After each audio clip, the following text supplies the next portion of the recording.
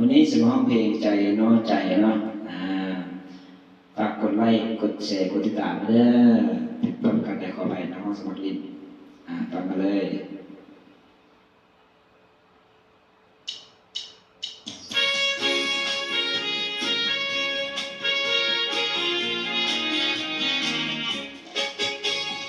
ใจ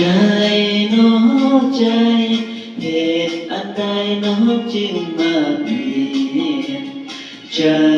หมุนเวียนวันดังกลมเกวียนที่หมุนตามทาง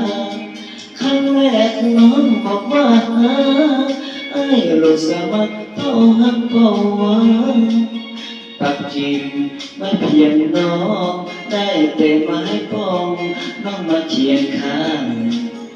ยามนอนไอ้คนเห็นเจ้าหยิกยอกเจ้าซึ้งสมทุกอย่าง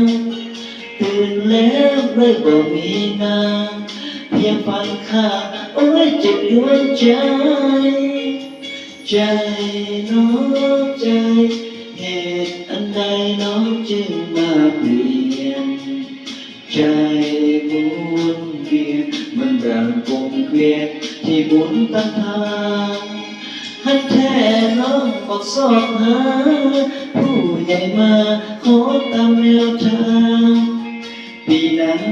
อาสู่ขอน้องก็บอกให้รอและเตรียมทุกอย่าง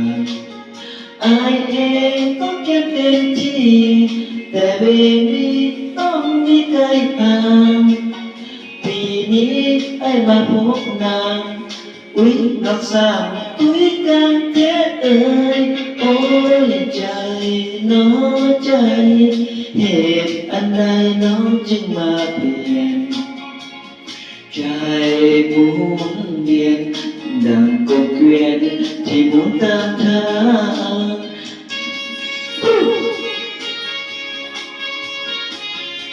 บทพันโดยเนาะอาจารย์เซนศิริวัลย์เนาะ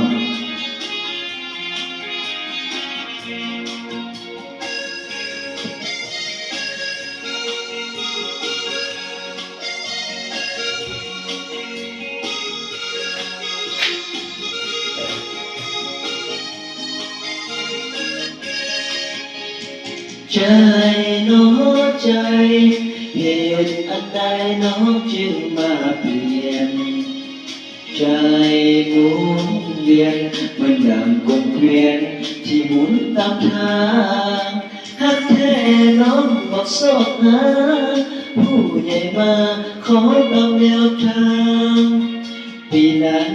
อาสู่ขอน้องก็บอกให้รอแล้วเตรียมทุกอย่างอายเองก็เก็บเต็มที่แต่วันนี้ต้องมีใครห่างปีนี้ไอ้มาพบนางอุ๊ยน้องสาวตุ้ยกันแท้เอ่ยโอ้ยใจน้องใจเหตุอันใดน้องจึงมาเปลี่ยนใจหมุนเวียนดังกลมเกวียนที่หมุนตามทาง